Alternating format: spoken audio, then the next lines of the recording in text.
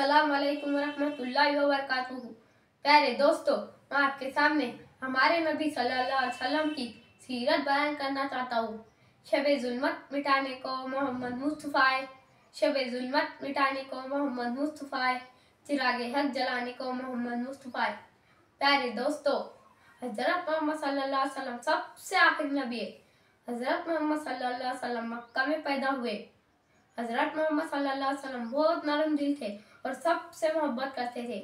लोग उन्हें सादिक और अमीन कहते थे। हज़रत मोहम्मद सल्लल्लाहु अलैहि वसल्लम सबके लिए एक मिसाल है। हज़रत मोहम्मद सल्लल्लाहु अलैहि वसल्लम ने लोगों को बताया कि एक खुदा की इबादत करें, बूतों को पूजना छोड़ दे और आपस में अच्छे अखलाक से पेश आए। हज़रत मोहम्मद सल्लल्लाहु अलैहि वसल्लम ने बताया कि एक मुसलमान दूसरे मुसलमान का भाई है। आखिर में अल्लाह ताला दुआ है कि और मैं हज़रत मोहम्मद सल्लल्लाहु अलैहि वसल्लम की पैरवी करने वाला बनाए। आमीन। अल्लाह हाफिज़।